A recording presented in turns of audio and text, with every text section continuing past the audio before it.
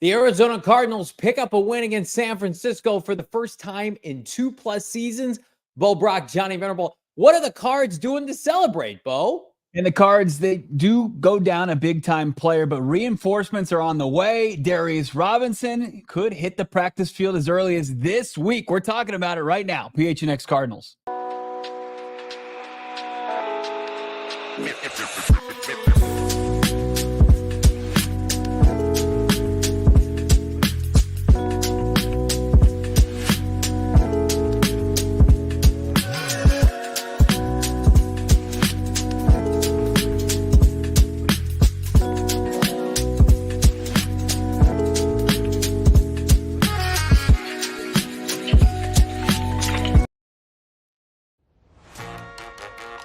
Hey, welcome in live from Studio K, presented by our friends at Circle K. It's the PHNX Cardinals podcast, live on a Victory Monday, your premier Arizona Cardinal podcast. Like and subscribe. Leave us a 5-star wherever you get your programming. The show, of course, presented by our friends at Bet365. Hope you had the Cards money line yesterday. Download the Bet365 app. Use the bonus code PHNX365 when you sign up. Choose your offer. Find out why it's never ordinary with our friends at Bet365. This is out of the ordinary. We don't get to do too many Victory Mondays. Hopefully, this is the start of a new trend where the Cardinals introduce us more to not only dubs, NFC West dubs. The Arizona Cardinals are starting 2-0 in the division. Bo, Brack, Johnny, Venerable, Damon, Dawg for the first time in 3 years. It was 2021, that faithful undefeated start that saw the Cardinals coincidentally beat the Rams and beat the Niners to start 2-0. Could history repeat itself, Bo, Brack? Yeah, it's a good question. Can they win actual back-to-back games just on their schedule under Jonathan Gannon? That's what's up next, and a tough test on the road against the Green Bay Packers, but also like much of the conference, you know, a team that's not without flaws. And you see it from their quarterback and Jordan Love, big-time playmaker, but at the same time can make some big-time mistakes. The pick that he threw over the weekend, anybody else get a glimpse of that? Real bad. Got spun around. It was very reminiscent of the Kyler Murray interception in the wild card playoff game. Jordan Love just trying to make his play, avoid a safety, and threw it right into the welcoming arms of a Rams defender who just strolled right into the end zone for a pick six. So good. And Jordan Love, I think, has like 5 picks already, and he's been in limited action this season. We're gonna have all week to preview the Packers. I'm now. Let's get right into it. Cardinals at Packers this weekend. We got all week to talk about it. Well, the Cardinals have some new toys to play with this weekend. We're going to talk about that. We're going to talk about the landscape of the NFC West. But Bo, I'd be remiss if we didn't start with Jonathan Gannon's press conference just about an hour plus ago in Tempe. You were there. The headline, Will Hernandez out for the year with a knee. I don't want to speculate, potentially an ACL. And then, of course, Darius Robinson, not fully activated, but they have opened up his practice window, which if you're educated on this, if you're with us last year with Kyler Murray, you can stretch that puppy up to 21 days. Now, the Arizona Cardinals can activate him as early as Saturday. Where do you want to start? You want to start with Big Darius? Why not? All right, we go D-Rob. I mean, I'd like to pay respects to Will Hernandez. Okay, let's do that. I think that Will, he deserves it. I mean, he has just been everything that you could ask for and more since coming over, needing to kind of jumpstart his career after, you know, what Giants fans would deem a bust 2nd-round pick out of UTEP, a draft darling, and makes his way to the Giants, and like many offensive lineman prospects fizzle out there, probably due to the culture and the lack of being able to coach the position. But Will Hernandez comes over, and it's a Steve Keim signing, and Will Hernandez is able to beat a Keim guy allegations, and just shows that he's just a good player, and he's willing. He's a lunch pail type guy. He's a hard worker on and off the field, and he's a locker room guy. And he's going to be missed, you know, more than just at his usual right guard spot for this roster. Drop a like on this video. Again, subscribe to PHNX Sports here on YouTube. Big fan of Will Hernandez. You and I both liked that signing way back when. And then we loved that Monti Ossenfort re-upped him for 2 years. He was one of the first people, if you remember, at Jonathan Gannon's presser that stood in attendance, even though he wasn't technically under contract. and wanted to be a part of the Arizona Cardinals. And he has been a stalwart. He has seamlessly transitioned to this new structure, this new scheme. Barely missed any snaps last year. We always talk about, his willingness to play through injuries, right? And then there's a difference between being hurt and being injured and major surgery that he potentially is facing now. And we're thinking of him today. But I mean, he's been an Iron Man, lack of a better term. And so it's a huge loss from a leadership standpoint. I think about the stories he's talked about. He grew up in Las Vegas, right? Or Nevada, parts of Nevada.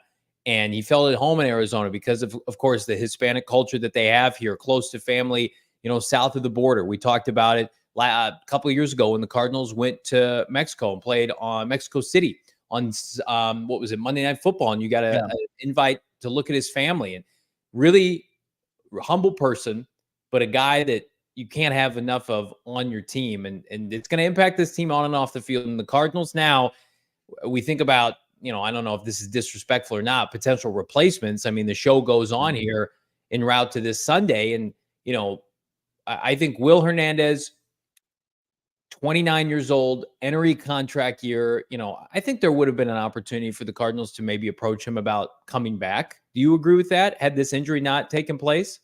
Yeah, and I don't think it closes the door. It's not a situation like DJ Humphries where they're on the hook for a huge cap charge if they keep him. It makes, business sense if they feel like, okay, the time frame works for the team and the cost works for the team. But if Will Hernandez, I think they're going to probably allow him to go test the market and see, who's going to kind of see what's going on with Hernandez and if they can get them on their offensive line.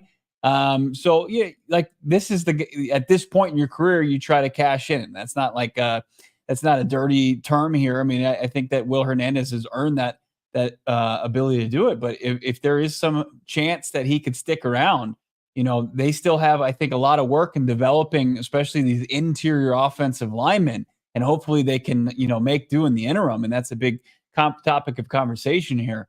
So we have Jonathan Gannon breaking down Will Hernandez, his season, and kind of talking about the loss. On the injury front, Will's going to go to IR. D-Rob will be out on the grass this week. Zay Jones will be out on the grass this week. And then we'll see how Matt Prater does moving forward here.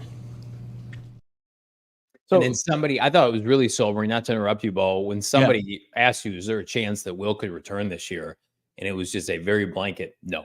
Yeah. And that, I think that tells you everything you need to know about how significant that, what was it, a cut block from Nick Bosa, or he fell backward on top of Nick Bosa. I mean, it looked as bad as it's now being perceived to be. Yeah. Yeah. And so Hernandez now joins Jonah Williams, who there is the door open for him to potentially return. But, according to Jeremy Fowler last week, Jonah Williams, your starting right tackle to start the season, free agent pickup. He went down in the first half against Buffalo. Yeah. You got, half of your offensive line on IR, and Kelvin Beachum doing the best he can to hold that spot down as the oldest position player on the roster.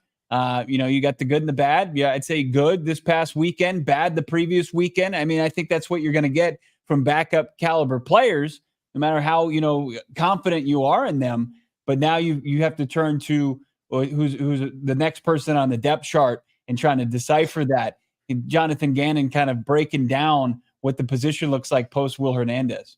Yeah, we'll see. We'll everyone will get reps in there, you know what I mean? And they all got to be ready to go. If you got a jersey on game day, you got to be ready to play. So those interior spots, we got multiple guys that can fill that role.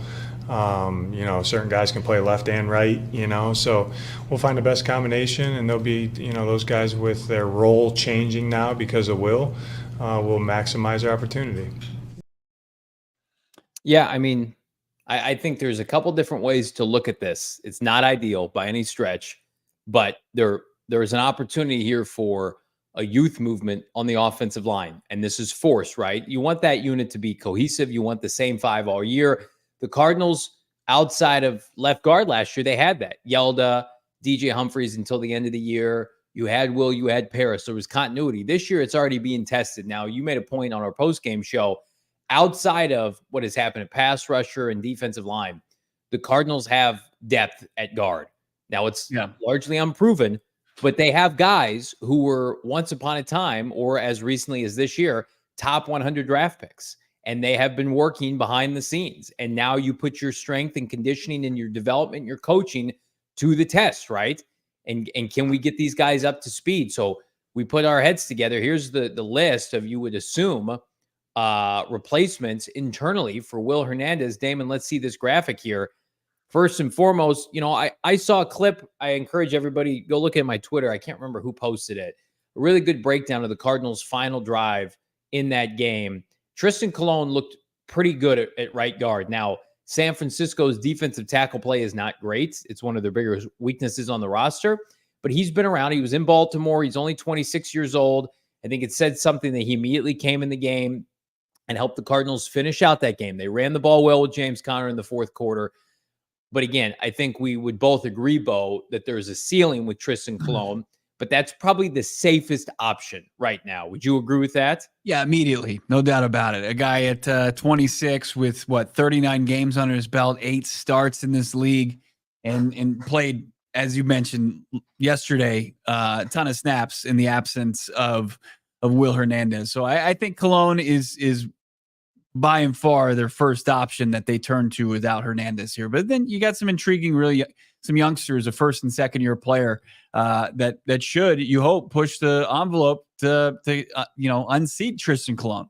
So John Gaines, let's just touch on him quickly. I feel like he's a little bit of an enigma. He played a little bit in the preseason. He missed all of last year.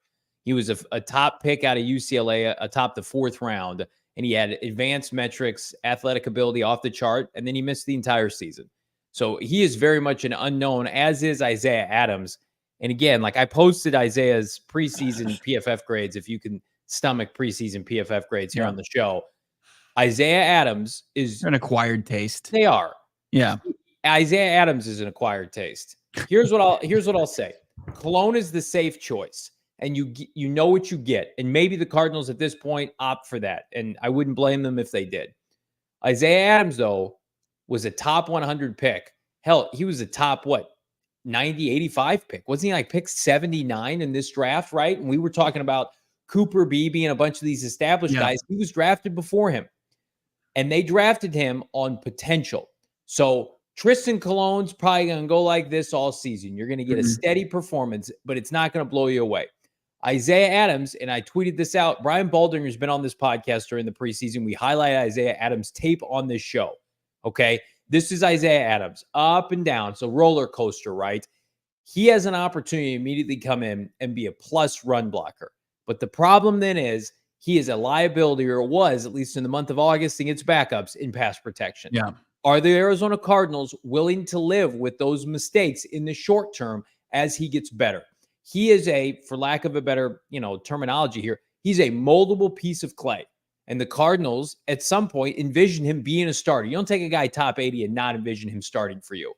Can they trust him to do it just 6 weeks into the season for a team, and we're going to talk about it, that's very viable after yesterday? Like, what do you think their preference is? Because I could see Adams doing this, but it might not be until week 12, 13, etc. Well, last year they were kind of using a committee at left guard at times. Like they were just kind of riding the hot hand, whether it was, with Elijah Wilkinson when he went down. I know it was a mess before he went on IR and came back and played a little bit better, but ended up coming back to his team and being cut. But they kind of worked the committee, and I can envision them potentially doing that going forward. And with the chance to kind of tap into what you're talking about, with the potential from a 3rd round pick, a guy, Isaiah Adams, who, like, anytime I turn on an Illinois team, I'm blown away by how well they're coached up on the offensive line. Their blocking 100%. scheme is unbelievable. And he comes from that. He's just barely a year removed from playing for the Illini there. And, who knows if he was a victim of, what Baldy talked about last year with, maybe poor tackle play. Like, you're sitting there and you're playing with, 3rd and 4th string guys in the preseason, not to give him a crutch to stand on, but what does he learn between now, August and now? Yep. And who would he do better with a seasoned vet like Beach, who'd be right next to him at the right tackle spot, if he's at right guard. But I think that they will absolutely see what he looks like.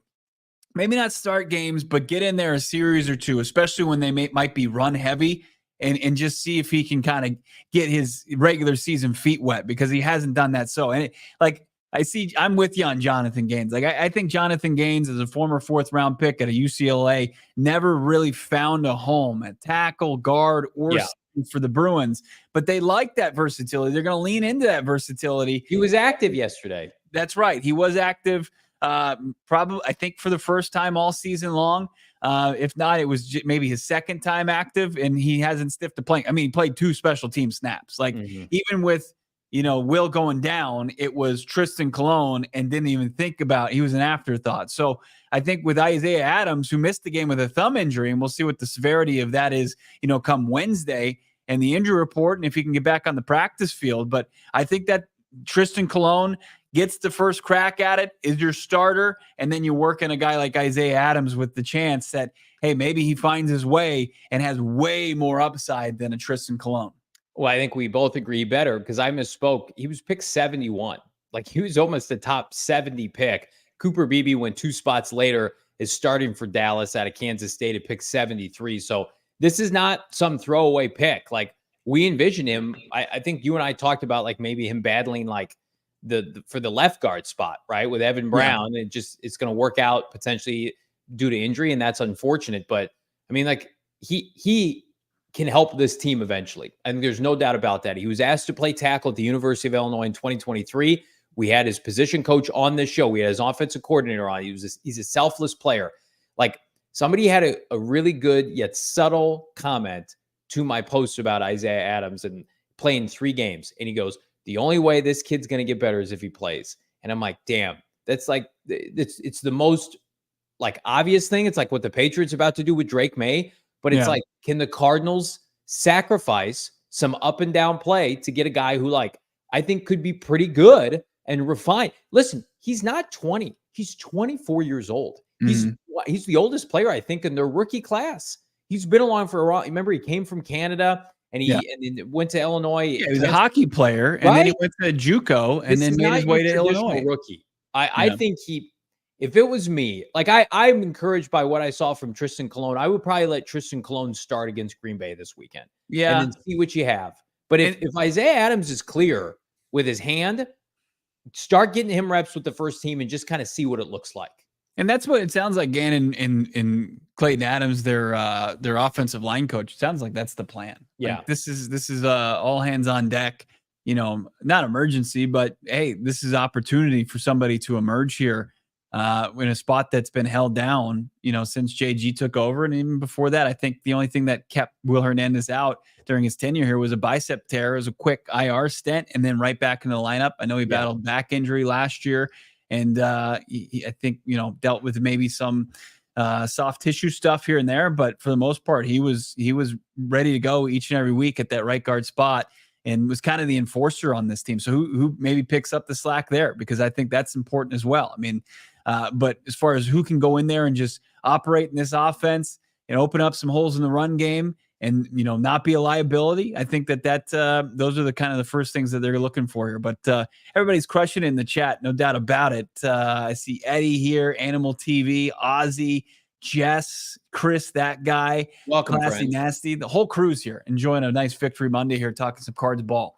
Yeah, we got over 500. We got 200 plus on Twitter alone. Jump on over to YouTube. Drop a like on this video. It helps exponentially. We're coming off our biggest month ever, and that's all thanks to you guys. And let your voices be heard. We're going to get to your super chats here. The Cardinals had 4 third-round picks this year, and they're not getting much impact outside of Tip Ryman. We're going to talk about that later. But what? Well, listen, I'm grading on a curve here. Trey Benson, Tip Ryman, Elijah Jones, and Isaiah Adams. Like, one of those guys is playing consistently. Wow. He just happens to be a backup tight end. He'll get his flowers later. We've got a screen capture. You come out and you're super hard on the guy. You say some real critical things, and then here you are, just a big softy. Just saying, know what? Just a victory will do wonders for your boy. Let me wrap my arms around the big guy, Tip. Let me wrap my arms around 6'5", 270 pounds. Damon, let me know when we have that screen capture ready, by the way. Our boy Tip. We got that ready? We You can may get not into even that know later. anymore. Yeah, we'll Okay. get into that later. But there are reasons to celebrate Tip today. I'm just giving there it. are. Yeah. Let's celebrate. Will Hernandez, unfortunately, is gone. Yeah. And we wish him well. Hopefully he's back in some capacity.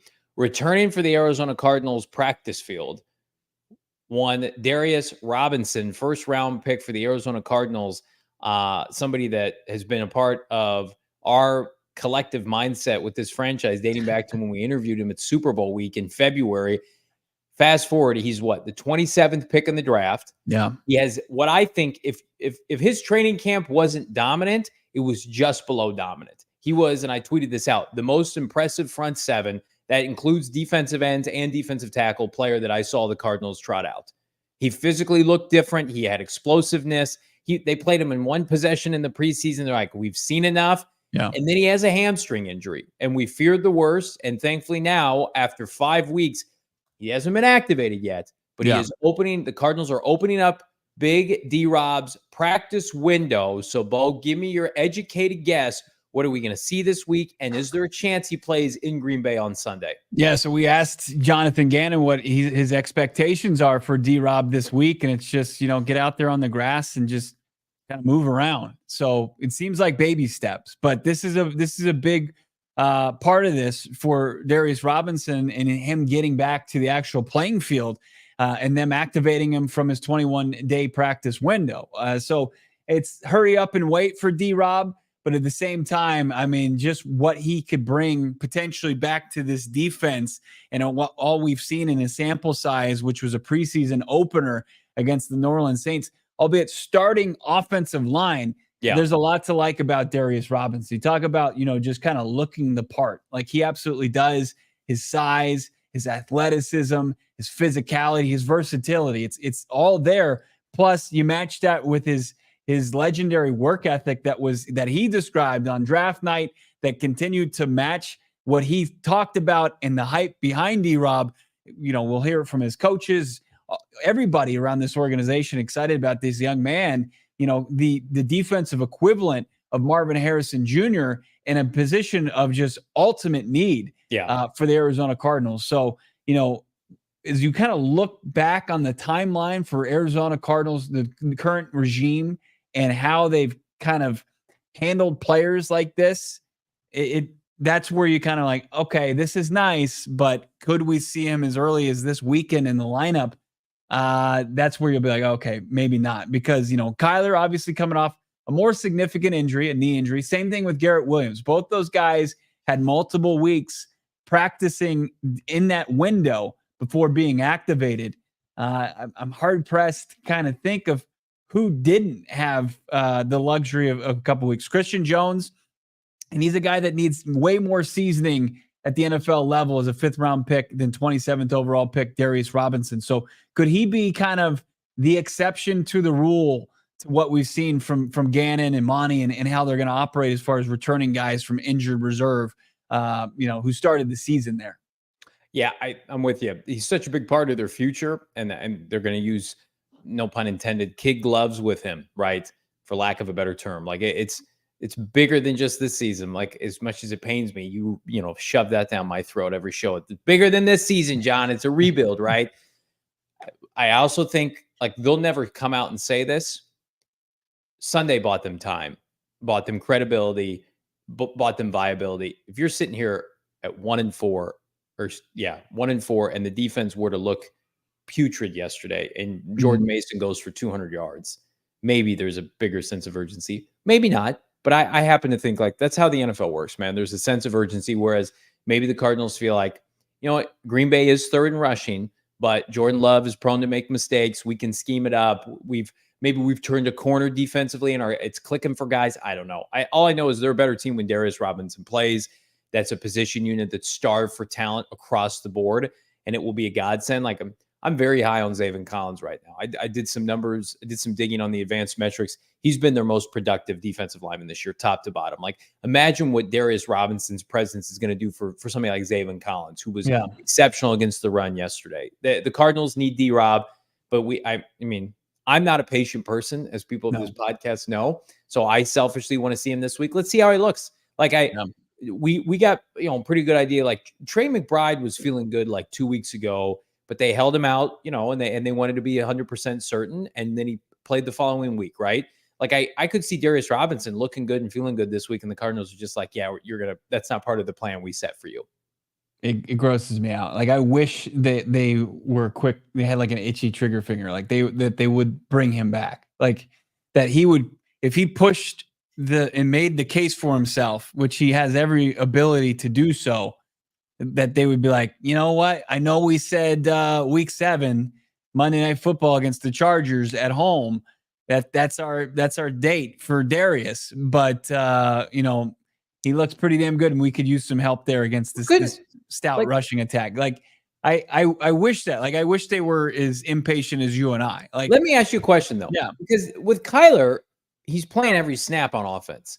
You could put Darius on a pitch count, for lack of a better term, on a snap count, and just say you're going to come in on obvious passing downs, and you're gonna play about 25% of the snaps, and we're just gonna work you up, right? Whereas K1 last year against Atlanta, it's like how many plays offensively? 60 plus plays or whatever it is. Like you're gonna play the entire game. So I think there's some finagling they could do. I'm sure there'd be the temptation, Rallis, get him back in there. We need to stop on 3rd down, but like you could go into a game with understanding, like, okay, you have 25 snaps from Darius this week. Do you think they think like that? I think that they operated like that with Garrett Williams, and I think that they did that. Like it was fantastic how they did that, but they did proceed with extreme caution. Like as soon as his window opened, he wasn't active the following week, or even I don't even think like the next week after that. Like they have the ability, like they won't be tantalized by these guys. I mean, how legendary were Kyler Murray's performances gearing up to come back last year? Like we were like, what the hell? What's going on? Yeah. And they were able to kind of pause and say, no, this is a bigger picture thing. And with Darius at 27th overall, like I agree. Like I have no doubt that if they got Darius Robinson out there, if he played 10 snaps like he did against the Saints, like what did he do in those 10 snaps? Baldy broke it down. It's not just like you and I saying, hey, he looked good to me. No, this is Brian Baldinger that's looking at the tape and saying, hey, he's drawing a penalty here against Cesar Ruiz. Hey, he's going up against Trevor Penning, who's played multiple seasons in this league. Yeah. Good offensive lineman. He's getting push. He's drawing penalties. He's making the quarterback uncomfortable, get rid of the football before he wants to. I don't like, even if he was on like a 5-play pitch count, like I think that it's up to this team understands that you can be in shape, and Darius Robinson, no doubt about it's in shape, but there's a difference between being in shape and being football shape. Do they want him taking any kind of wear and tear right off the bat? 7 days from when he was officially activated. He'll have 3 days of practice under his belt. I just think it's just a little unrealistic for that to happen this week, as much as I want it on Sunday at historic Lambeau Field. Jordan Love can move a little bit. He's certainly not the athlete Jaden Daniels is out of the pocket, or maybe even, of course, Josh Allen. And Herbert can move a little bit. But I think the Cardinals, not to get off topic here, I was texting with somebody last night, like the Cardinals have shown you they can corral, for the most part, like pocket passers and make them uncomfortable at times, like Purdy with the multiple interceptions. I know the Cardinals weren't great off the edge, but they did enough, right? And they were able to sell out for the run. Where the Cardinals defense gets in trouble is when you have an athletic quarterback. The Cardinals do not have the defensive line and the edge rushers capable to corral them down. Not without Darius, not without B.J. Ojulari. Like that's a huge, error on this franchise right now, or a lapse. Like, so maybe they can. I mean, Jordan Love's got 16 rushing yards this year, albeit in 2 games, and Justin Herbert has had a lower body injury last couple of weeks. Like I think the Cardinals probably think to themselves, like, we've got a little bit more time. Can our defense just put forth the kind of effort? Maybe we need to blitz more. The Cardinals historically don't blitz a lot under Rallis, and they blitzed Jalen Thompson. Look what happened at the end of the game. So if you were playing Lamar Jackson this week, maybe there's more of a sense of urgency. But I mean, to your point, I just looked. Jordan Love has 5 interceptions this year in 2 games. Yeah. The Cardinals' key to this season, when they're winning games, they're winning the turnover margin. You tweeted this out. They're not making mistakes, no penalties. I think if they clean some things up and you get Garrett Williams back, which we didn't even talk about, like you should be able to stay shot for shot competitive against Green Bay defensively. Yeah, I believe so. As long as you can compete in the trenches, like you can't have an off game in the trenches without D-Rob, right? And let Josh Jacobs and that Packers offensive line impose their will like Washington did, and be physical like you were against San Francisco. But like, I think that there's a difference. There's a couple of different tiers here as far as the quarterbacks and where the Cardinals struggle. Like Brock Purdy can extend plays. Yeah. He can use his sneaky athleticism to extend plays and make throws. They didn't have any issue with that yesterday. Right. And Jordan Love can do the same thing. Jordan Love's similar to Brock Purdy. But he's not in the same category as guys like Jaden Daniels and Josh Allen, who just carved. So that's good. Like, it was difficult to watch. I mean, they moved to throw, but they seemingly had they started games with like almost 20 for 20 completing passes in both those games. There was a reason for it. Yeah. Brock Purdy at one point yesterday, 12 for 24. We're going to get more to who's trending up and who may be trending down right now on PHNX Cardinals on a Victory Monday, Bo.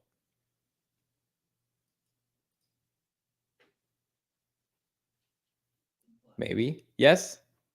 Sure. I think we're having with it.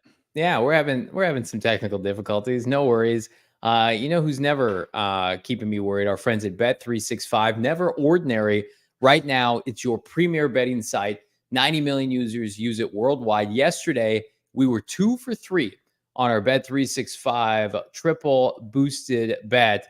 Missed just on the Trey McBride anytime touchdown. We would have been 3 for 3, Bo. And of course, Trey almost corralling a first half touchdown from Kyler Murray. I hope everybody here won their bets. I went over, especially on Hold or Fold the Line. We're not going to talk about that right now. Live streams, 780,000 events each year. NBA, NFL, Major League Baseball, MLB, and more. You want to bet on World Series, postseason games, National League, American League. How about NBA preseason action if you're a big-time sicko? And, of course, NFL and college football. It's all available for you. Use the bonus code PHNX365 when you sign up. You bet and get an offer, place a mere $5 or more and get $200 in bonus bets, or the first bet safety net offer by placing a bet up to $1,000. And if your qualifying bet loses, you receive a matched refund in bonus bets. But you got to download the Bet365 app. Bonus code PHNX365 when you sign up. Choose your offer. Find out why it's never, not even for a moment, ordinary with Bet365. You got to be 21 years and older, physically located in the great state of Arizona. If you were someone you know has a gambling problem, wants help, call 1-800-NEXT-STEP. Text NEXT STEP to 53342 or visit problemgambling.az.gov, Bo, for more information. You have to check out our friends over at empiretoday.com/PHNX. Just type it into your browser, put it in your smartphone, Safari, Google, whatever you use on your iPhone. If you're an Android, I'm sorry, but yeah, you can still look it up as well. empiretoday.com/PHNX and see the new way, the only way to look and search for new flooring with quick, convenient, easy way to get high quality floors installed into your house, into your condo, whatever your situation is. It's the quick professional installation with a price match guarantee. You think, well, this store has the best prices. Doesn't matter. Empire Today, they'll come back with that price match guaranteed, and they're going to hook you up, and you can save $350 while doing so by just being a viewer, a listener of this podcast, PHNX Cardinals. Go to empiretoday.com/PHNX. Check out their virtual floor designer. It's going to take whatever dwelling you have. You put it up there on the website, empiretoday.com/PHNX, and you can see what new flooring, new carpeting would look like in your setting. Check it out. Don't delay any longer. Go to empiretoday.com/PHNX. Use the code PHNX for that $350 off your new flooring. Big fan of our friends at Empire Today and Bet365. Everybody drop a like on this video. Our goal today on a Victory Monday, 500 likes for your boys. Damon, Dawg, Johnny, Venerable, Bo, Brack. Of course, read the work of Craig Morgan. Go PHNX.com. Banger after banger of articles. He was in Santa Clara and joined us on yesterday's postgame show. Check that out to find out who is trending up and trending down. Speaking of trending up and trending down here on a football Monday, let's talk about it. The Arizona Cardinals are in a position now to put themselves in position, Bo, Brack, to compete in the NFC West at 2-0. Can you believe this? If the Seattle Seahawks lose to San Francisco on Thursday night and the Arizona Cardinals beat the Green Bay Packers at Lambeau Field, the Cardinals will be atop the NFC West, point blank, cut and dry. That will be it. Can you believe that? It's shocking. I mean, that's what's the crazy thing is like the loss to the Commanders only counted as one. It felt like it was at least a 3-game losing skid in itself, right? But just with one victory over the San Francisco 49ers, who remain to have high expectations for the season, and it was fun to kind of just go around and flip around, radio stations or TV across, the sports websites you frequent to see like what's wrong with the 49ers. And it's just great to see that the Cardinals were the sole reason for that. But that the Arizona Cardinals now, with, as we expected, as my guy Johnny expected, the Seahawks, once they played, and they didn't have to play anybody any good. They played the Giants. They came just without Malik Neighbors, rocketing back to earth. Yeah, they had who was it? Like, was it Slayton that was making all the plays for them on offense? Yeah. Like, can we talk about Seattle real fast and how big of a fraud they are? Grave dance. The Giants scored 29 points against Mike McDonald in Seattle. Yeah, in Seattle. They let Daniel Jones, without Malik Neighbors, come into their building and put up 29 points. Like, and again, Seattle scored only 2 touchdowns. Then they kicked 2 field goals against the Giants defense. I know they got some pass rushers. I mean, they're going to be, does anybody think the Niners aren't losing it or aren't beating Seattle on Thursday? Of course they are. You think the Niners could lose again to the Seahawks team? They're going to have to, they might very well. Would they sign the Cardinals kicker that they just faced? I mean, they need a new kicker. They'll get something. That's well established. And then, like, they're not healthy. They're banged up. And they're on a short week. So I think that I think that's a kind of a coin flip. I'm gonna have to do some more research. But look, like Tracy, this running back for the Giants going for 129. Over 7 yards per carry, and Darius Slayton looking like he's Malik Neighbors, like 8 catches, 122 yards. That's unbelievable. And Daniel Jones just going off for 2 touchdowns, taking care of the football with ease. I mean, you'll look at, Geno Smith's numbers, 7 sacks, and they couldn't get the run game going. I mean, that they're in a tough spot, but at the same time, like the Niners aren't blowing me away. So I think that's just who can survive that game. We like to bury people on this show. Yeah. I think the Cardinals are very viable even if they lose to the Packers this weekend. Mm-hmm. However, San Francisco, if they were to lose to Seattle on Thursday night and fall to 0-3 in the division, I mean, like, think about that. It's one thing to be 2-4. It's another thing to be 2-4 and have no wins against your division to start the year. And I think one of those games was at home. I think they played the Rams in LA. And then, of course, this is in Seattle, maybe on Thursday. Maybe not. Maybe it's at home. It is. It's in Seattle. So I think just the psyche then of San Francisco becomes very delicate and fragile because I don't think this team has an identity without Christian McCaffrey. Kyle Shanahan has a losing record without McCaffrey. And unless he comes back with a Superman cape on, they lose Thursday. Like, are we talking about a 2-team race for the NFC West if the Cardinals can keep this going? Like, I don't think we're going to see Seattle run away with it. And I think the Rams, again, the Rams have tough games coming up. The Niners have not played the bulk of their schedule yet. Uh-huh. Could the winner of the NFC West win like 10 games this year? Is that going to be this kind of season? Could you see that happening? I'm just hard pressed to see like anybody run away with this division. Like Okay. It went from being, one of the strongest in the NFL to kind of lagging here in 2024. But, what Mina Kimes told us last week, and we'll catch up with Mina tomorrow.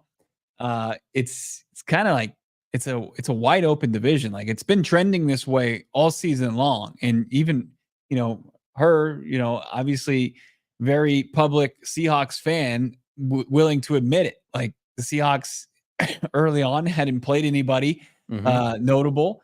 And then they're losing games to Danny Dimes without Malik Neighbors and without, a viable running back. So I just think it's going to be just a gross division. And I don't know if if the Cardinals could get hot, and get a game lead potentially, could they, build a comfortable lead and beat up like they've done not beat up, but take care of business within their division. But they've got to be, I think the Cardinals, in order for them to do that and take care of business, they need to continue to establish themselves. The offense has to find itself.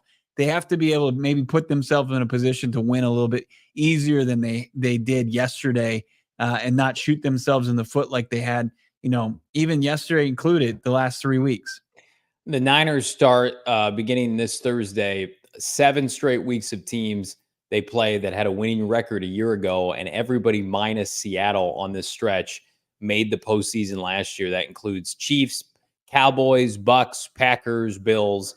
So the Niners, it gets real quick. And if they lose to the Seahawks, look out. Whereas the Rams, and this is where you got to be a little bit, cautious here. They get the Raiders, the Vikings, the Seahawks, Dolphins, Patriots, Eagles. So again, we'll see. It all depends on Cooper Kupp, Puka Nacua, because Rams just can't score any points. Their defense is actually playing okay. And then, of course, Seattle, to round things out, they play, we feel like, a playoff contender in San Francisco, Atlanta, Buffalo. Then they play the Rams and the Niners again. Then they play the Cardinals in a span of 2 weeks. So I just think reality is maybe all 4 of these teams are going to be right around the same mark as we enter December. Who's going to be trending up? Take that, right? Yeah. Sign me up right now. That's right. Who's trending up, trending down in the NFC West? How about for the Arizona Cardinals? Who's trending up here on a football Monday? And we got a lot to highlight here. Let's start with Nick Rallis. A lot of interesting names on this list. And you could have done a ton of players, a ton of people. We highlighted some yesterday on the post-game show. Nick Rallis, what he has done, and I just spent a week and a half ripping the defense, not because of coaching, but because of personnel. That performance yesterday, allowing 1 offensive touchdown. That performance yesterday, shutting out San Francisco in the second half. Yes, granted, they didn't have their field goal kicker.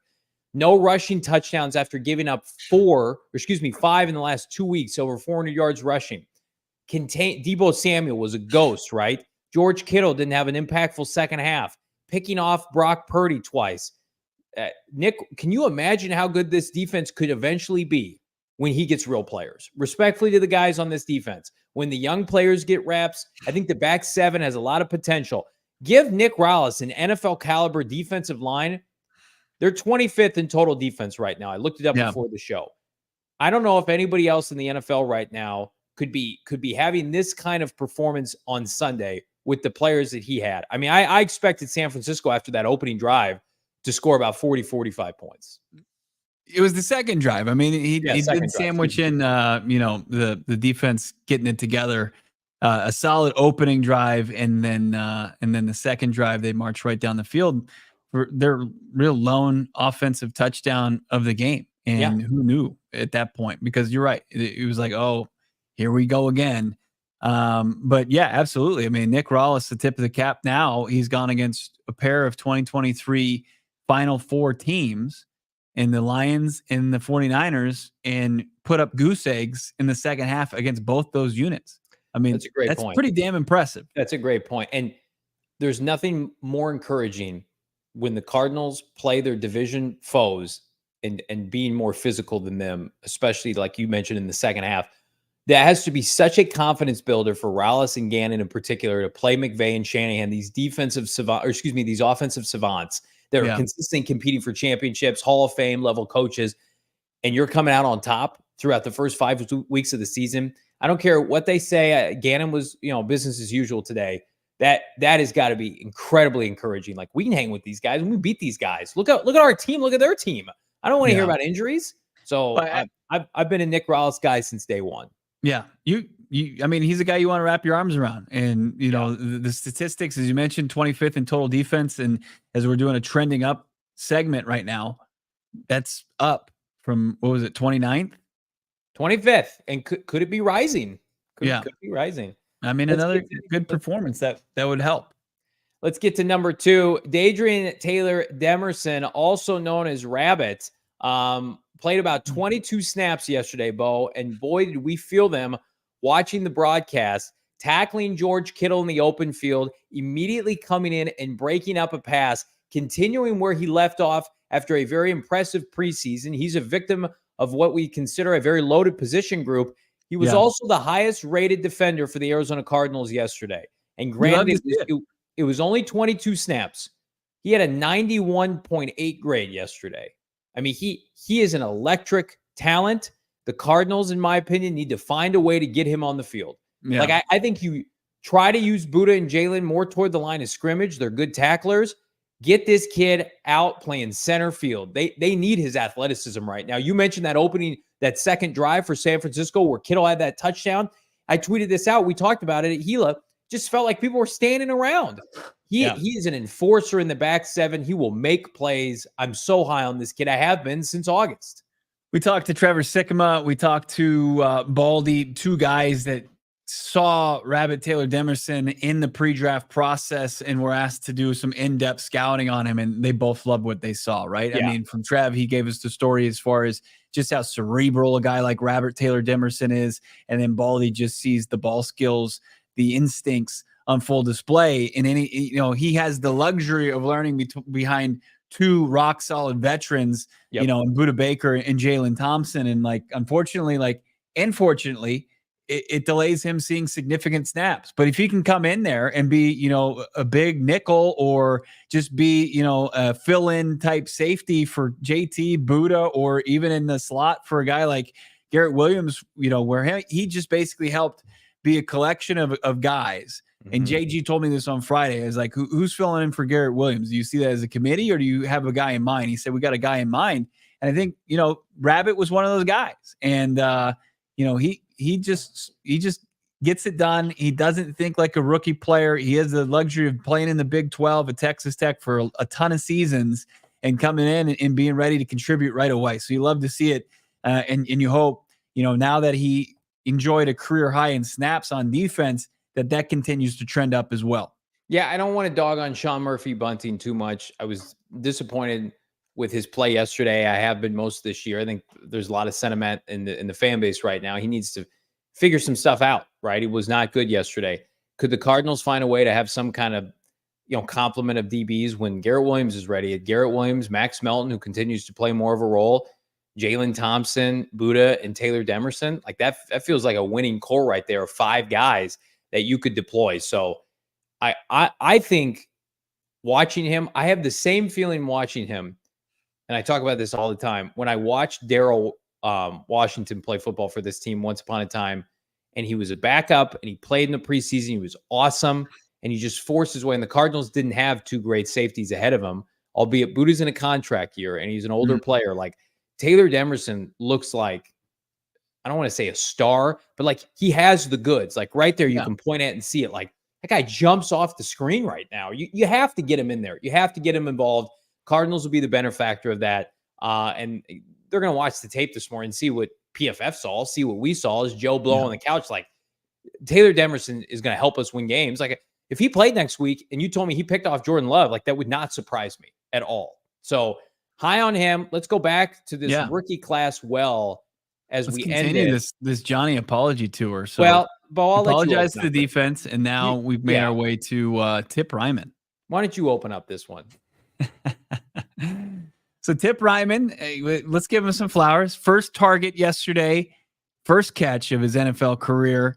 If Damon, he made the line, which was 9 for the season catches for Tip Ryman. So still, I don't think are in danger of having to really realistically sweat that one out, but made the catch for 4 yards and did exactly what you expected him to do. And this is just the beginning, though. That's right. Well, it's about to be an avalanche of tip catches. Hashtag tip watch. Tip Ryman was really solid yesterday, and there's been a clip that's going out. We think we have it here, where he blocks both Nick Bosa and Fred Warner in one play. Kyler Murray's 50-yard touchdown run. He is washing Nick Bosa, and then he goes up and fills against number 54. I mean, we wondered how Kyler was so wide open on that run, and then the afterburners did the rest. Give credit to big number 87. It will never, ever, ever be my cup of tea to take a blocking tight end in the top 100. But I came on this show. I'm a very humble man, a man of humility. Yes. When and I think we said it to the point. If Tip Ryman embarrasses or puts Nick Bosa on his what, I mean, that's damn close. I will come on this show and say, hell of an effort, young man. Well, hell of an effort, young man. He did a great job. He was out there getting nasty in the line of scrimmage, the trenches. He could be joined soon by his Illini teammate in Isaiah Adams. I know they roomed together in, this offseason during training camp. Like, there's some continuity going on right now with the Cardinal offensive line. But Tip Ryman, you're the most productive third-round pick on this roster right now. Congratulations. Out of 4 third-rounders, he's the most productive. Just watching him wash Nick Bosa out of that play, and Nick Bosa be so kind of trying to pick up the pieces and go and try to tackle James Conner as Kyler Murray is running 21 miles per hour past him, and then putting his finger up towards the end zone, just at the 40-yard line. It was great. It was an all-time moment for the 2024 season, and it was made possible by third-round pick Tip Ryman. So a tip of the hat to Tip Ryman. Cardinals have a bevy of safeties and tight ends, don't they? They may not be what they would consider premium positions, but the Cardinals have plenty to spare. Elijah Higgins with a touchdown yesterday. Trey McBride came back immediately, was a focal point of this offense. So let's talk a little bit about what we would be talking about with Trey if he caught that touchdown pass, like the kind of game he had in return. And Kyler Murray would have had 3 total touchdowns too. Yeah. I mean, the narrative would be, not completely different, but Trey, I felt like Trey was working his way back yesterday. Like he had a decent game. It would have, like I'm saying, it would have taken it to the next level. You've been like, wow, Trey looked amazing. I think Trey's gonna have a big game in Green Bay this weekend. Let's talk about trending down. And again, I don't want to beat people up, Bo, on a victory you're a big Monday. softy, as we established earlier in the show. Yeah, I am. I just love this team, and I never doubted them for a minute. I always thought they were going to get a dub. How about this? O-line depth takes a hit. We covered it earlier on the show. No Will Hernandez, no Jonah Williams, Kelvin Beachum, and now TBD, Tristan Colon, maybe Isaiah Adams. I mean, it just makes it all the more imperative that the left side of the offensive line stays healthy. But again, welcome to the NFL. Every team's dealing with injury, and the Cardinals, are not immune to that. But this is where you can continue to separate yourself as the new regime from the old regime, with drafting and showing guys that are worthy of developing, guys that can develop. They would so often, Johnny, draft guys, offensive linemen, 4th, 5th, 6th round, that had no business being in the NFL. Yeah.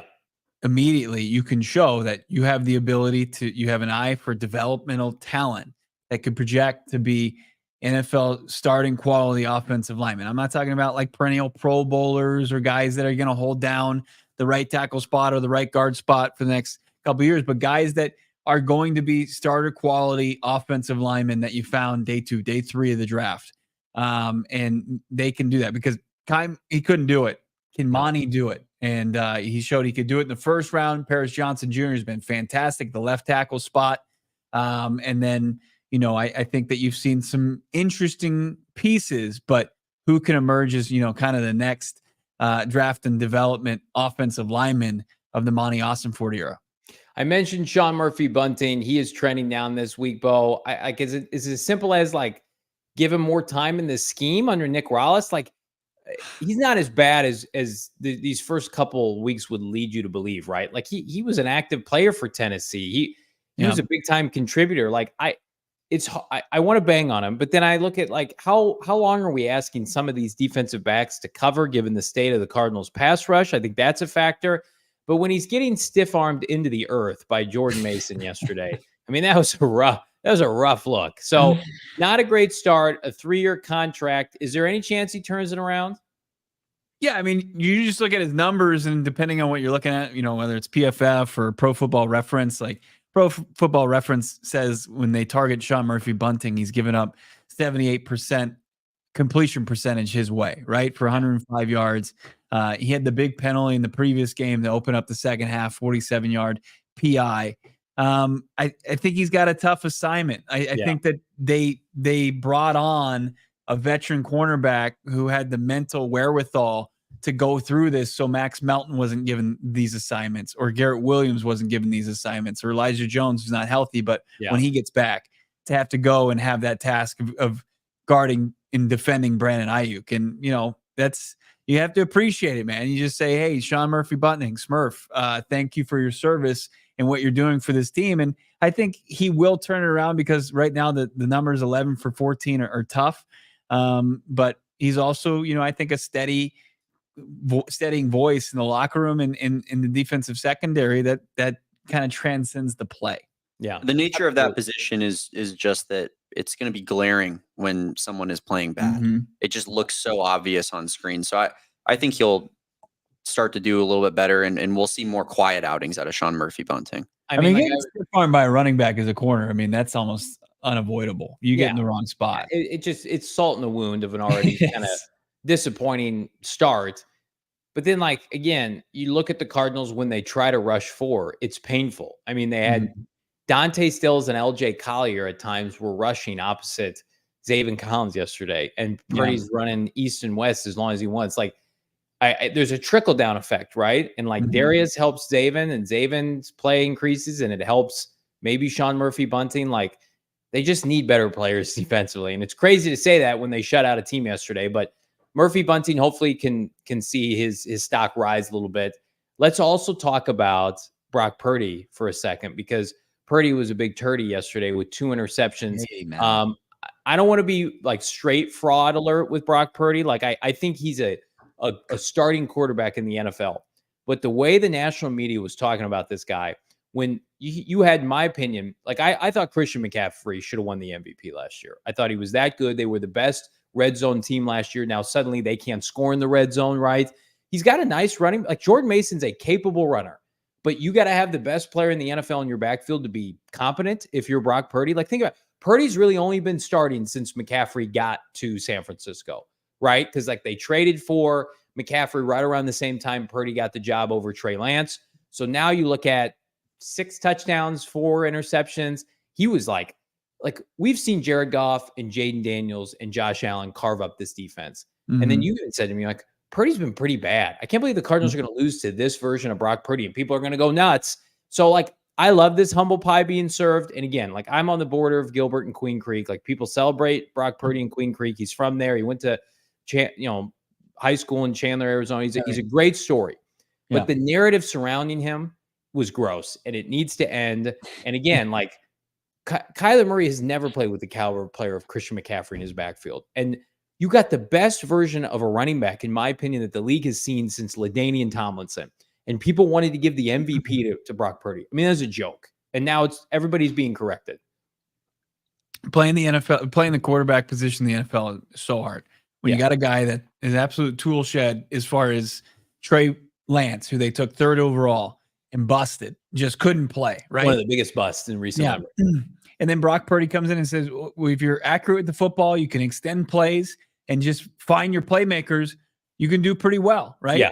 And he's an extremely, accurate quarterback, especially on the run. But, he without Christian McCaffrey or a full complement of playmakers, he goes from above average to pedestrian, just like a lot of these quarterbacks. And it's going to be awesome to see the Niners go through and put their front office minds in a pretzel, figuring out, are we going to pay this guy $60 million?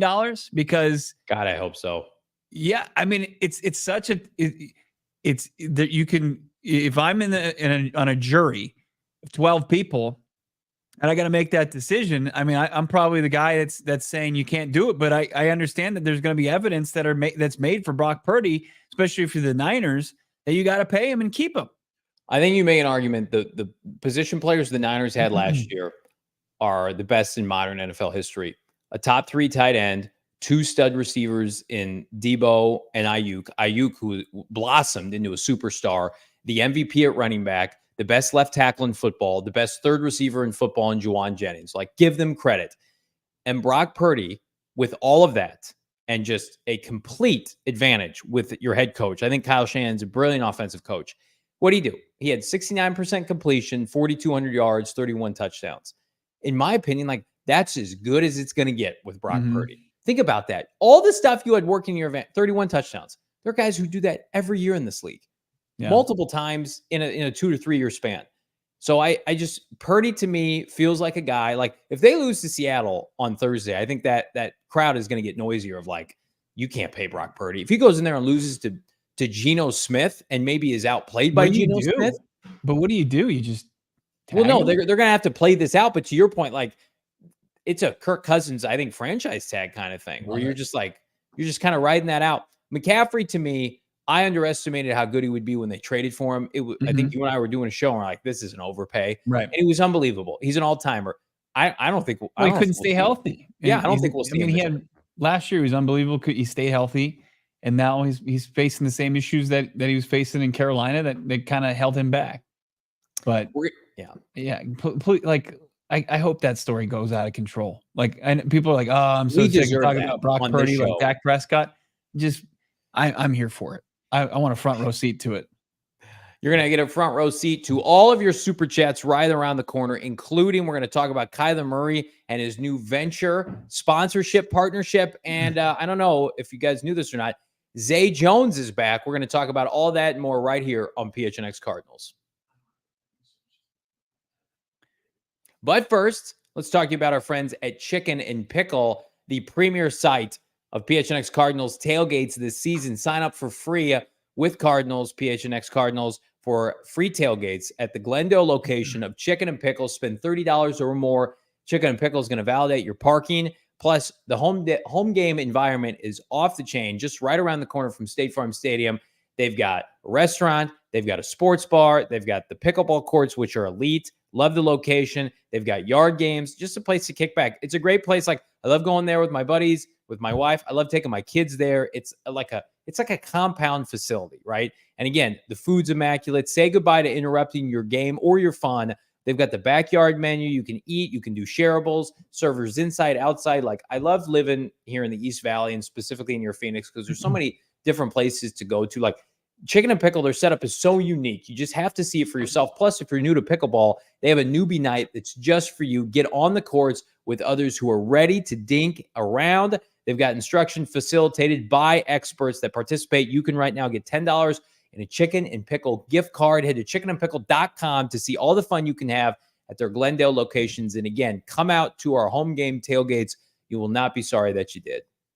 It was a blast Saturday night watching the Sun Devils improve to 4-1 on the season. We went over the Jayhawks there. As you can see, just kind of over my shoulder, you got right there. Yeah, that's the campus collection there for ASU with our friends over at Branded Bills. Or if you're a Wildcat, you got the U of A part of the campus collection as well. They got a lot left to root for this college football season. Buy in and elevate your brand, but don't have to buy or spend too much money with our friends over at Branded Bills. Using the code PHNX, you're going to save 20% off your first order. They're going to help take your brand, whether it may be like your little league team, maybe your men's softball, your co-ed softball league, or it's just maybe your company. You want to have nice, cool quality apparel like t-shirts, hoodies, hats, trucker hat styles, fitted hats, whatever it may be. Branded Bills got something for everyone, and they're going to collaborate with you and make your brand look the best in the highest quality. Head to brandedbills.com. Use the code PHNX for 20% off your first order now. Premium headwear and apparel, Branded Bills. Save 20% with the code PHNX. Love our friends at Branded Bills. Save, again, 20% off. Love our friends at gophnx.com. They are our friends. We know them well, including Craig Morgan, our PHNX Cardinals beat reporter. Check out his article right now at gophnx.com. The next day, the aftermath, Cardinals Monday morning QB roll call of season savers. Who saved the Cardinals season?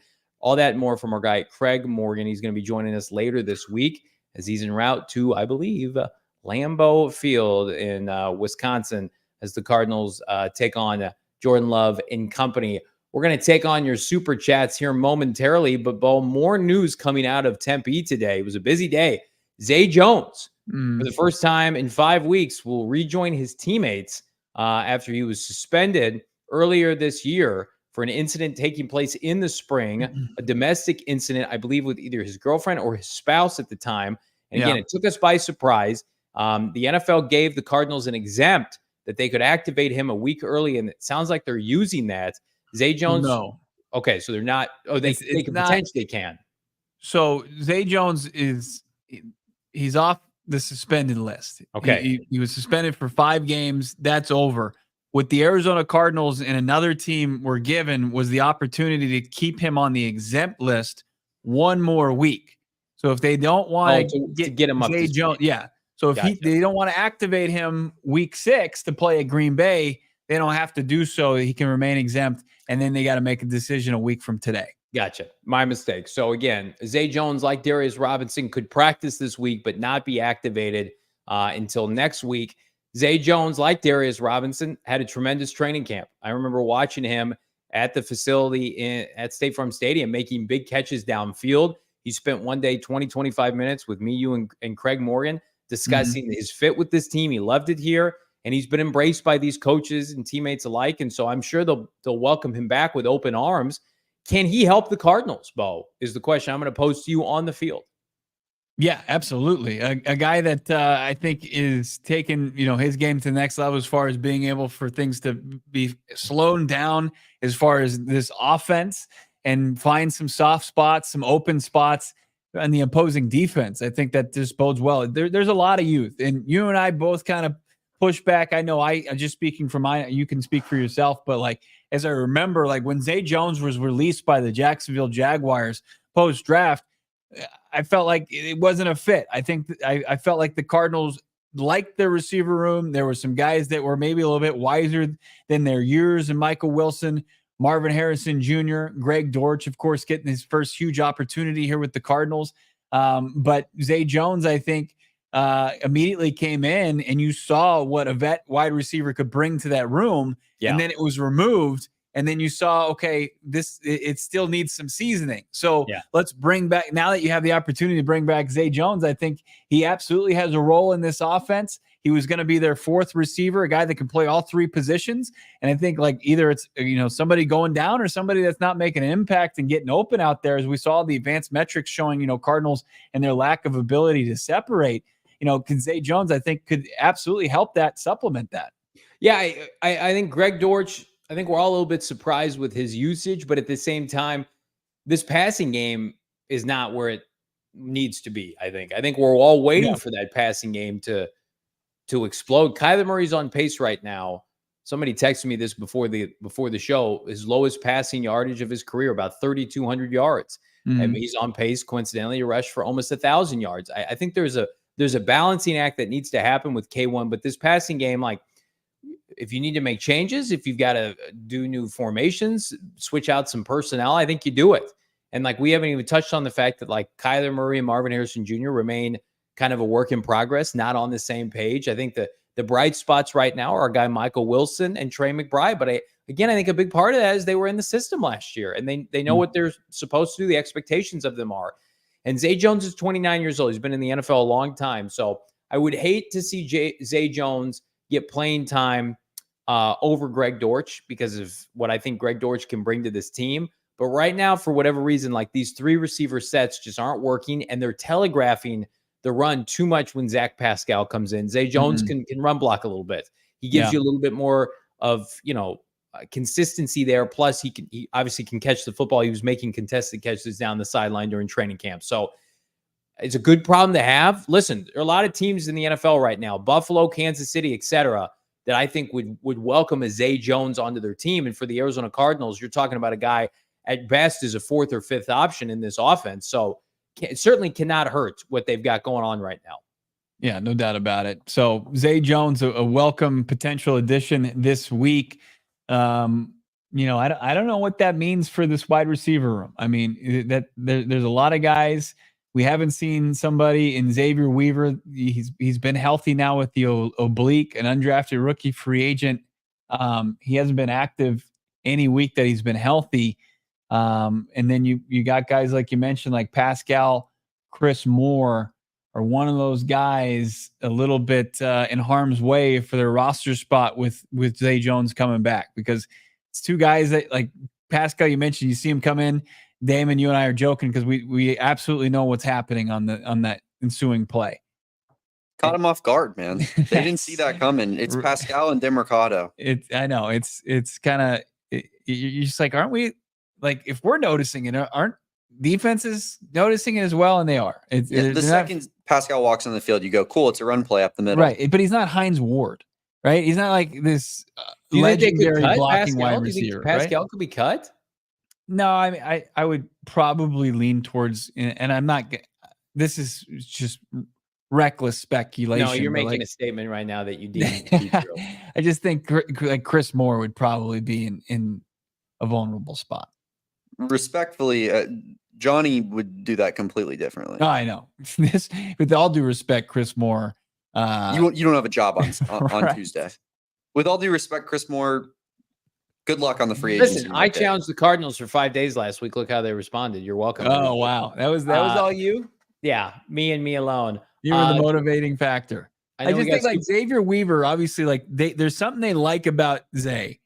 And if they can sneak him through the rest of the season where he's on the roster and they don't have to try to slide him to practice squad, but they don't have to keep him active on game day, they would do that. But at the same time, like if you have a jersey on game day, as Gannon says, you have to have a role. So if Zay Jones comes back, that puts somebody down the depth chart a little bit. Do they have a role anymore to justify them being on the roster? Well, he also possesses a skill set that is not currently present, or at least it's not being taken advantage of in the Cardinals offense, and that's the opportunity to stretch the field deep. I think Marv can do that. We saw it against LA, but like I think Xavier Weaver, like we saw him have consistent separation, albeit in the preseason. So good problems to have with your skill core, and it's a big week because I think Cardinals offense needs to wake up here sooner rather than later, specifically against a Green Bay team that is inconsistent. They got picked apart by Sam Darnold.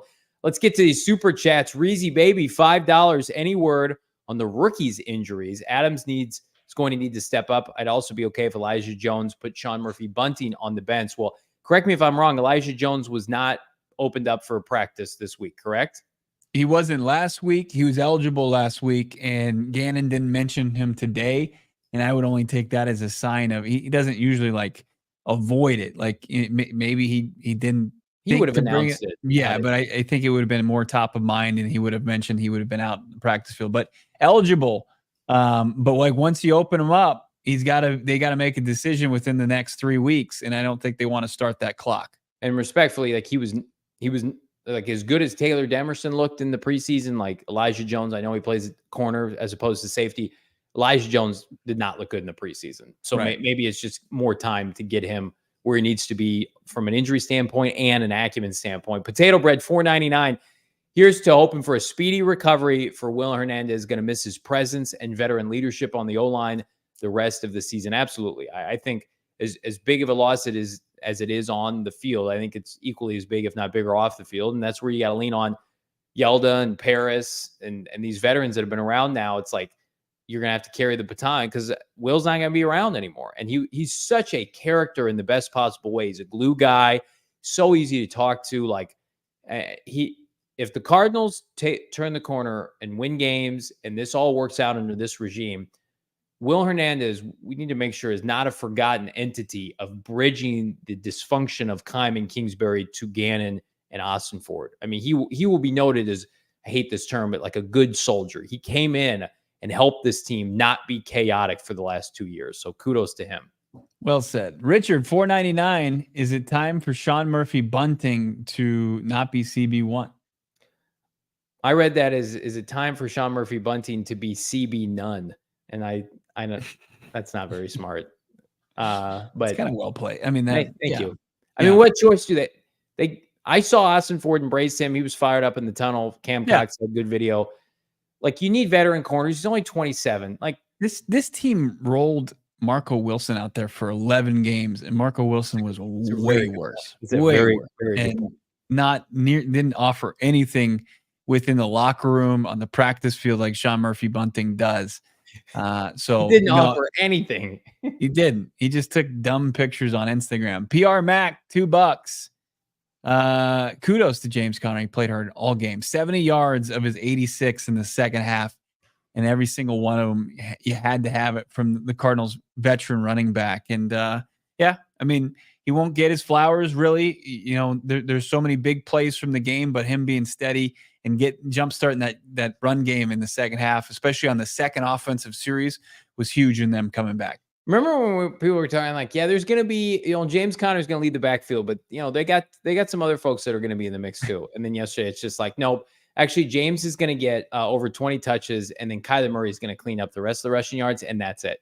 Like, DeMercado didn't get a carry, Trey Benson didn't get a carry. Like, if hypothetically, and I don't root for injury at all, but James's history. Let's say that James doesn't get hurt this year, and he plays really well. He's on pace for like 1,300 yards and like 12 touchdowns.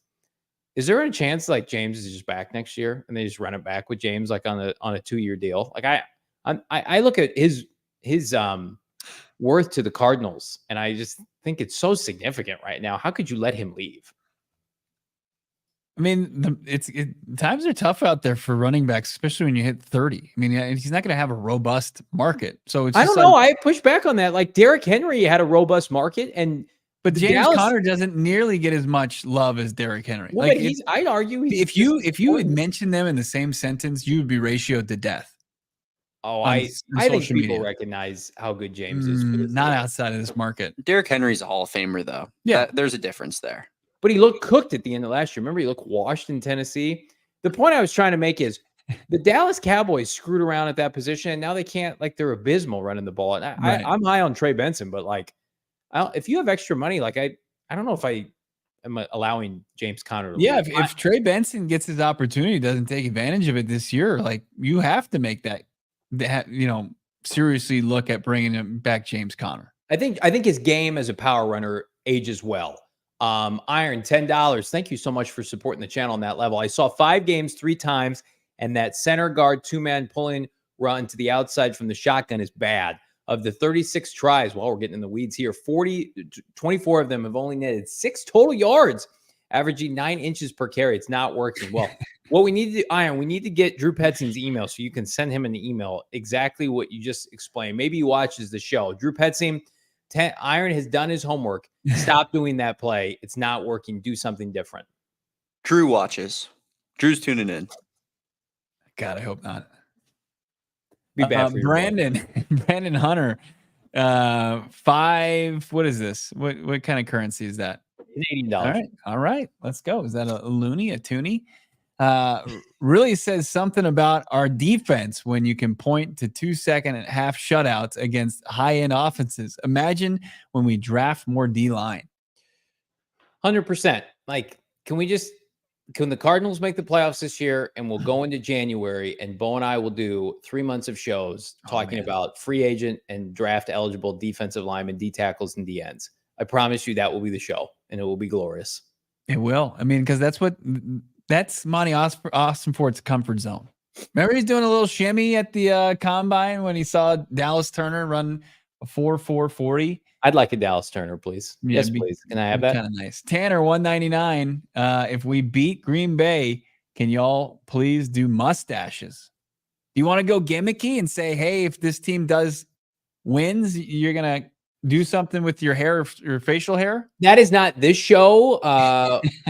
Respectfully, like we do, like this is a real podcast. Like this is, we get people to come here to talk. We have integrity. We have values. I mean, we get people trying to pawn off on the audience that doesn't believe you. Yeah, I think people come here for fun and entertainment and to be educated by the top Cardinal podcasts in the continental United States. Are you buying this crap? Yeah, this is a professional podcast. We don't joke around. Yeah. We don't serious. Yeah, we do. Yeah, I have dabbled in some characters before, but I mean, like I feel like it dropped Johnny Ralphio last week. Tanner, I feel like I would do that for you, Tanner. Only highbrow things for this podcast. He's putting an ascot on live. We have some integrity on this show. Tanner, I would do that 100% for you if it wasn't too similar to something that's going on somewhere else in this market. And I would not want to it be perceived that we are piggybacking off of that. But otherwise, if you want to do mustaches for Marv in March, but things were getting a little dicey as far as what direction the team could go. I mean, I'll do a lot of listen to me the whole time. If this team makes the playoffs, I think everything's on the table for your boys. Okay, everything. Tanner, here I'll do you a solid. I'll do a mustache if they beat the Packers this week. I'm a man of the people. I'll do that with you. Yeah, thanks, Bo. I appreciate that. Yeah. I mean, I'm not going to make a big thing of it. I'm just going to show up the next day with a mustache. And we just won't acknowledge it. We'll just continue on like nothing happened. K1 career low. Here's the Bahar making my point. Low yards passing. No number one wide receiver in terms of 1,000 yards. Petzing equals mid. Like I do think like the defense bailed out Drew Petzing at times yesterday with those forced turnovers, like Cardinals and give them credit. Like, they took advantage of those opportunities late in the game, but like, we can't sit here. And I think it's a blessing and a curse, right? The offense has not been corrected yet, and that's a problem. But there's so much meat left on the bone. You're like, well, at some point they have to figure it out. So I'm still of the mindset. Like, I think they have too much talent, even with Will Hernandez being out. I expect when we watch this team, this is a serious podcast, Classic Nasty. When we watch this team, like Sunday, I'm like, I think they should score 30 points every Sunday. I think they have that caliber of talent. I think that highly of Kyler Murray. And we're like the stuff with Marv, it just doesn't look easy right now. And that's the problem. Yeah. Like the intermediate throws, the move the chain throws, 10, 12, 15 yards, 8 yards. I mean, his yards per catch is like, what, 18? It's because they're like scramble broken plays and they're huge plays. And that's awesome. We want those. But like the meat and potatoes of this passing game right now feel a little broken to me. What do you think? I think that you did a good job in really emphasizing how serious you are. I'm a serious boy. Answer. Wow. And look, the passing attack, it's outside of the opening drives. There's no rhythm. There's no consistency to it. And you need to find it in Kyler Murray. I think alluded to it a little bit yesterday. Kyler Murray was relieved that they were able to pull that out and understands that the offense isn't operating on a high clip. I mean, they've had the touchdown to Elijah Higgins, but that was sandwiched in between a pair of field goals. So where can they clean things up or where can they improve? It's absolutely, him being able to get in on task with his wide receiver. So that's going to be on Petzing. That's going to be on Kyler and scheming this thing up and executing. Kyler Plummer. Yeah, go ahead. $5. The tip must have ran into JV at Circle K to change his tune like this. It's possible. Listen, what do you want me to say? He had a nice game blocking as a tight end, as a blocking tight end. And then he caught a pass. And I was sitting right next to Damon when he caught that pass. And I looked at Damon and I'm like, that looked painful. You watch Higgins and you watch Trey McBride catch the ball. It's a little bit easier to like. But Higgins is a converted wide receiver. And then Trey McBride was the top playmaking tight end of his draft class. Tip broke a tackle. It's not like he went down first contact. I don't think so. I think he got tackled trying to reach for more yards. I got the all 22. We'll give it a good look. See, I'll actually float it over. Yeah, let's break down that 4-yard play tomorrow. I want to get that to Johnny so he can tweet it out to his massive following. Maybe we'll do a YouTube short on it. I got tagged so much in that from Tip Ryman today. But it's coincidentally, everybody go back to that. If you can find it, it's on my Twitter. I can't. Who tweeted that out? Somebody tweeted that out. Yeah, Bill Barnwell. The first comment, the number one comment is from Field Yates. What does it say? Best, not tight end in the draft, best blocking tight end in the draft. Like, it's great. It's great when those kind of plays happen yesterday.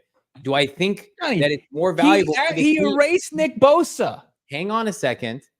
Do I think it's more valuable? That's all I need to say. That's the statement. This team has a sieve of a defensive line. I would rather have gone with a defensive lineman there and then signed a free agent blocking tight end, but to each their own.